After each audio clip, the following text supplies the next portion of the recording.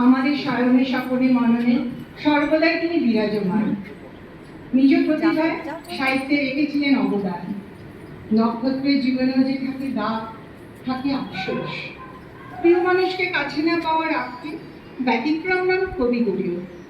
তার মাতৃবিয়োগের পর তার থেকে 2 বছরের বড় বৌদির সঙ্গে তার সখ্যতা ভালোবাসা গড়ে ওঠে।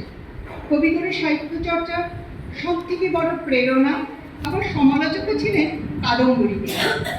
কবিতাকে নতুন বৌঠান বলে সম্বোধন করতেন।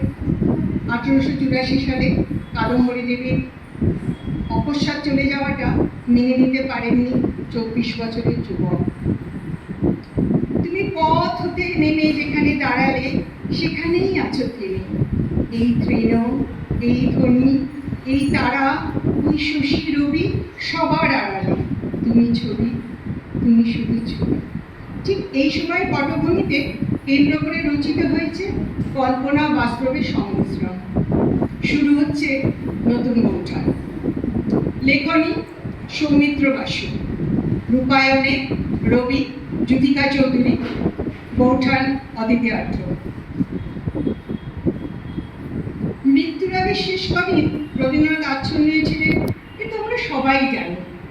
মনে করা যাক এমনই এক রাত্রির ঘটনা। হে সখা হৃদয়ে রাহু, হে সখা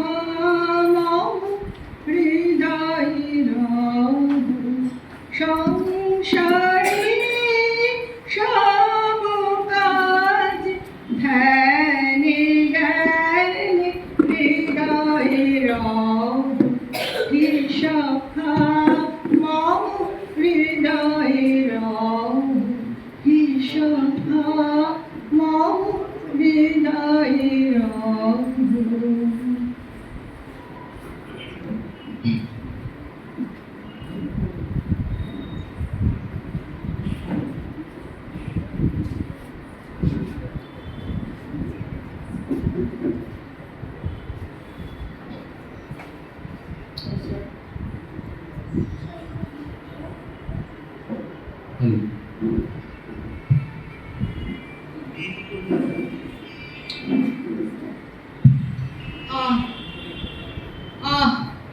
রবি, রবি কে? আমি রবি। এদিকে তাকাও। কে কে দাঁড়িয়ে ওখানে? ছায়া ঠিক নয়, অথচ ঠিক ছায়ার মতো।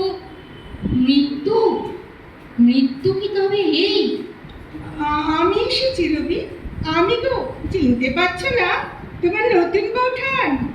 ও নতুন বৌঠান, তুমি তুমি এসেছো?